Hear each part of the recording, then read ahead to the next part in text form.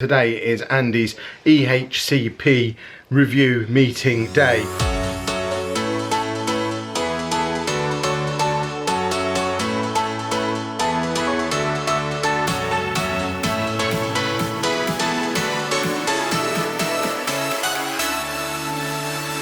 Hello folks and welcome to today's vlog. Today is a day we've been waiting for a little while. Today is Andy's EHCP review meeting day. EHCP is Educational Healthcare Plan.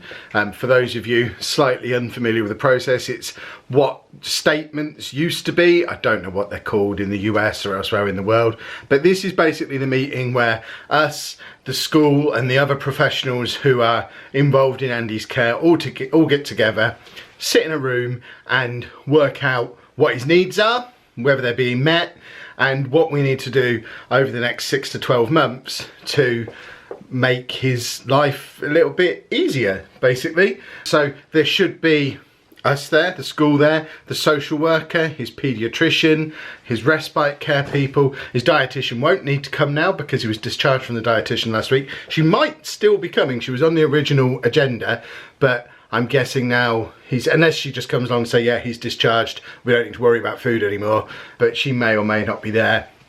And it's all about looking at, right, well, what are his needs regarding transport to and from school? What are his respite care needs? What are his needs when it comes to support in the classroom? Does he need one-to-one support? What's going to be the plan for him as he goes into year 11 next year? What health needs has he got? What does he need to do working with CAMS and working with the paediatrician? Is there anything extra we need to be doing at home? There's so much stuff we have to cover off this afternoon. And we've got 90 minutes to do it. The meeting starts at 1:30. Andy finishes school at 3 o'clock. We're going to be bringing him home from school because there's obviously no point in him coming home on the bus, because if he leaves before us, he'll get back here and we won't be here because we'll still be at school. The meeting's at school, so as soon as he's done, they'll bring him in and we'll come home. So we've got a lot to cover. We have a lot that we want to talk about as well, particularly homeschool communication, which has been a little bit of a sticking point for us for a little while. Good example of that this morning, in fact. We got a phone call at about 9:10 this morning saying, you need to bring in some crisps, some bread and some cereal for Andy. He's run out of all of them. And Anna yelled at me and said, why didn't you tell me that yesterday? Why didn't you look in his book? I did look in his book. His book didn't mention it yesterday, and they didn't send his book home Monday or Friday. So we've certainly not had any communication properly from them. Well, we've certainly not had any communication from them at all since Thursday of last week. I'd have to look in the book to see how much further back we go since they last communicated with us in any way, but we've either not had the book or they've not written anything in it. And they got to the point where they'd run out of everything. And that is awful in and of itself, but also the fact that we don't know anymore what he's doing at school because we don't get any communication at all, really. So that's what we're going in there to talk about. I'm sure everyone else involved is going to have their own agenda as well that they want to get covered, and it will be interesting to see what the outcome of the meeting is. The last few of these that we've had have ended up being very, very positive. Lots of good ideas coming out of them, but sometimes those ideas haven't been fully implemented by the people who should be implementing them. So it'll be interesting to see how we get on. The meeting starts in about half an hour, so we're going to get ready, jump in the car, head over there, and we'll check in with you again afterwards and let you know what happened. Ha! What are you doing? Spraying you, and then rub it. What was that? Just sun cream, but it's got moisture in it. Following on from yesterday's discussion of my scabby legs, I haven't got any chance to give Anna's just sprayed sun cream on them, because apparently that's the solution. It'll make it feel nicer. I just sat down to record this bit, told her to come over, and she said, do you want something on your legs? Do you want me to moisturise them? And then she came over and did that. Come and sit down. We're back from school, and Andy's just upstairs putting his pyjamas on. We are home early, actually. It's only 3:10. Normally Andy wouldn't be home. 9 minutes past 3. Sorry, 9 minutes past 3. Normally Andy wouldn't be home for another 20 minutes or so. So he's happy because he gets home early. And we're happy because the meeting went well, didn't it? Looking at the objectives and stuff and the worry statements that they had from the last meeting, he's they pretty always much have worry statements. Yeah, that's just part of the terminology, isn't it? He's pretty much done everything, or everyone involved has done everything that everyone wanted, apart from the homeschool communication thing, which we will get to, was discussed at length. I think there's going to be some people getting shouted at tonight. They're happy with his weight, they're happy he's been discharged from the dietitian, they're happy with how he's enjoying the respite care, they're happy with his behaviour in school. Apparently he's much more integrated into the rest of the class now compared to how he used to. Thank you.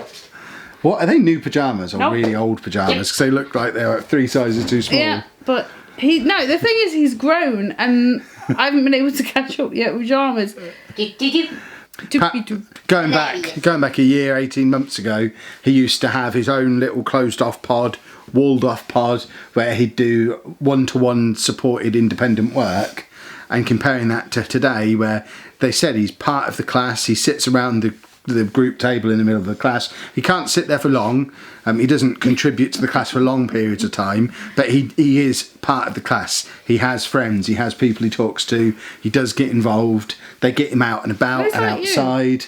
He's like me. He is. You'll be over there and then you think I've had enough of you and I'll go back to do what I need to do. Yeah, that's just normal. That's reasonable. But he goes out and does forest school, and he goes out and walks around the playground, and just it's light and day from where we were a year ago. Because a year ago when we had this meeting, he was still massively underweight. Everyone was still worried. It was just off the back of that panic period we had when he was really sick. We were just like, we know. We're working on it. When he was really sick over Christmas last year, and everyone panicked apart from us, and it's just complete flipped on its head for that, because everyone is completely calm, everybody's happy, and the only people who had anything negative to say in the meeting were us, because we went in there and we did all the stuff we were supposed to do. But one of the targets from last year's meeting was improved homeschool communication, and when we raised that with them, I think it's the deputy head who's in the meeting, isn't it, of his school? Yeah. She was quite surprised how poor it was and how little communication there actually was. And it got to the point where towards the end of the meeting we actually got his homeschool diary and showed it to her, and she couldn't believe how infrequently it was filled in, and when it was filled in, how little detail there was, and how it was basically used as a last minute shopping list. Because she even said, like with the stuff this morning with having to take his food in, it's not okay to ask us for it the day before they need it. They should be giving us notice so we can get stuff for him in the weekly shop. And the fact that she would have gone to the shop. Yeah, she said I would have happily gone to the shop if I'd have known. Because we can send in the money, but... Yeah, so she was pretty angry at the whole situation, but we have a new solution. We're not going to, the definition of insanity is doing the same thing over and over again and expecting different results. We've been down this road 2 or 3 times at previous meetings now, asking for better communication, being promised better communication, them giving him a brand new nice little diary and then filling it in for a few weeks, and then gradually it got to the thing just where drops off. They phone me and can I sign it every day? Like I haven't, I look at it every day. I don't have time to sign it. I've got work and uni and stuff. Rather than messing around with books that just don't work, we've established they just don't work. They're now going to email every day, so they're going to send an email every day after school letting us know how he's got on at school. And I said to them, is it okay if I send an email every morning where we haven't had one the day before? And she said, yeah, absolutely, copy me in. I'm fully on board with that. So we're going to get homeschool communication every day via the medium of email. Andy hands out. It's all going to be copied in. The relevant people are going to be copied into all of it as well, so everyone will be able to monitor it and see what's being said. And hopefully we should get to the point where we know what's going on in school a little bit, because we don't even know. It was brought up in the meeting, wasn't it, that we don't even know what his topic of the term is at school. But she didn't actually tell us when she asked the question. But we haven't got a clue what he's working on at school, and it's not for lack of wanting to know. What are you doing? Let's wrap round it. It was him heading. It's because we just haven't been told. But that's all going to be resolved. Starting tomorrow, we're going to be getting emails home every day, and shopping lists and things. We're going to be told a week in advance what they need and when they need it. And that goes for both the food that he eats there and the cooking ingredients and stuff that he does. He's been doing a whole term, and we only got 1 ingredients list last week. But I think they've got staffing issues. They often have staffing issues in the school. It's a hard job. Yeah, I think since he's been there, this is his 4th year at that school. He had an entire year where he wasn't attending, but I think he's been through 4 or 5 teachers in that 4-year period, and it's not ideal, and there's quite a high turnover of support staff in the class as well, because it is a really difficult job. I'm not belittling what they're doing. No, I wouldn't. You watch Female Most Wanted. Hello, female. Hello. I am a qualified teacher. I worked as a teacher for 5 years. I couldn't be a teacher in a special needs school. It's just far too challenging.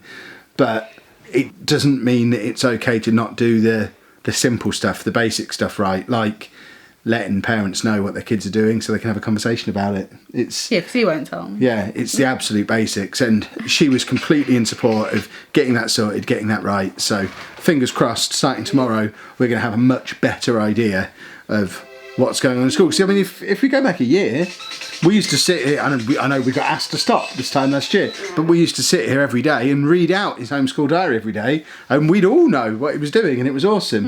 And one of the reasons it stopped back then was because they didn't want us reading it out in the vlog anymore. But we said, okay, that's fine, we won't read it out anymore, but we'd still like to know. Need to know. Yeah, but it's never really recovered from that, I don't think. So we're not going to start reading the emails out on the vlog, because as far as I'm concerned, that agreement still stands. But at least we'll have a rough idea of what he's doing, and we can share that. Things like what his topic of the term is and what he's particularly good at the moment, Mr. and that Hand kind will of thing. have lots to say. Do they know who Mr. Hand is? Have we You've talked about Mr. Hand mentioned before? him, but Mr. Hand is Anna does this in a funny voice at bedtime to Andy every day, and basically Mr. Hand, Mr. Hand has a conversation with Andy as part of the bedtime routine every night, where he asks questions related to his day. So it'll be stuff like, did you do some maths at school today? And Andy will have the conversation back and forth with him. Fingers crossed, lots of positives coming. I'm just going to show you what he's doing. He's been home a few minutes and he's sat there with both iPad and laptop on. We were worried that the laptop was going to replace the iPad. It hasn't. He just uses both. This feeds into what I was talking about yesterday again. That's another thing that you used to do with your mum, isn't it? Yeah. It's just constant. You weren't here last night when I was doing it, but I had quite a long chat with everybody yesterday about how he is working through all the stuff he used to do with your mum, and it's all he ever does. Like that Cash in the Attic thing, I've not heard that theme tune for a while. No, that's why he's put it on. At the weekend, you weren't in here, and he was going, Mama Nottingham, Nottingham, Mama in Nottingham, Nottingham, Mama's house, Nottingham, and he's got himself into a loop. Yeah. So, and it is about this time last year, wasn't it? Yeah. I mean, it's too early in the day for us to have seen any comments from yesterday yet, but hopefully some tips or stuff came in on yesterday's vlog with what we can do to kind of get the message through to him, because he just still doesn't get it, I don't think. Have you had a good day at school? Yeah.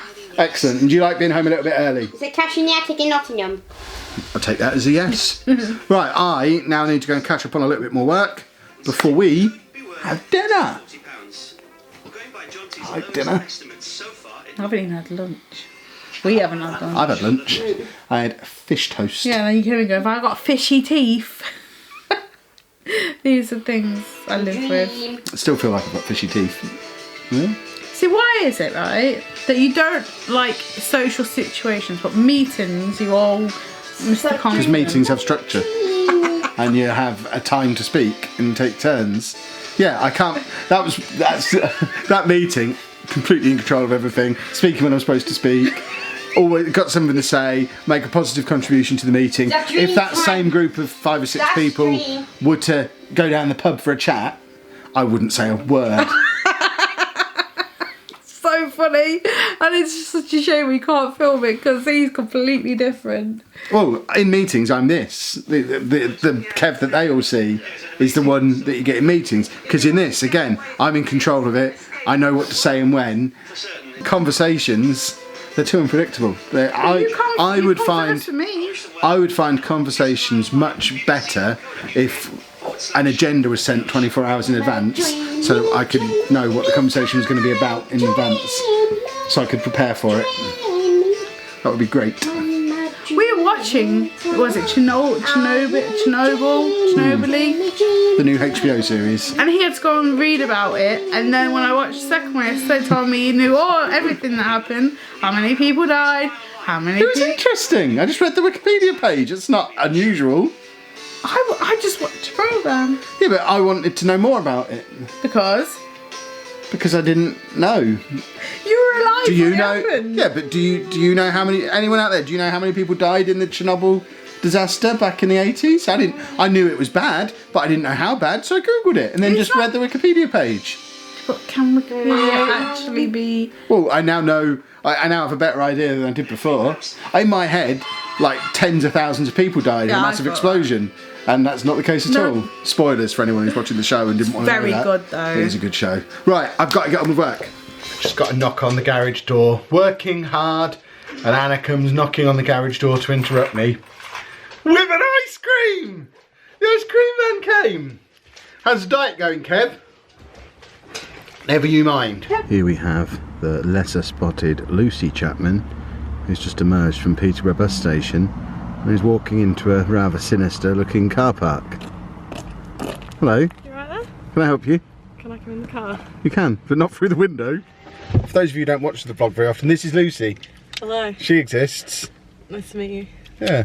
Are we going to say anything? No, probably not. You'll be seeing a lot of her over the next couple of weeks though. You'll be on the vlog for like a whole week. And my hair is still long. Can we just talk about... Do you want to address the mystery? Oh, do I? I noticed it's just you in the car today. Should we leave that? Should we leave it there for today and let the speculation continue? We will discuss this on tomorrow's vlog. Stay tuned. Will we? Are you actually going to be on tomorrow's vlog? Just keep saying that. Okay, get people coming back for more views. Yeah. If you want to know what the mystery of the head was, The mystery of the... you got to subscribe and turn notifications on and come back every day. Strange child. Would you like a lift? Yes, please. And I'm back from picking Lucy up, and that just about brings us to the end of the day. Anna's just upstairs getting Andy ready for bed, which feels like my cue to wrap up today's vlog. If you have enjoyed it, please make sure you leave a nice big thumbs up on there for us. Subscribe to the channel for more daily vlogs, and thank you very much for watching.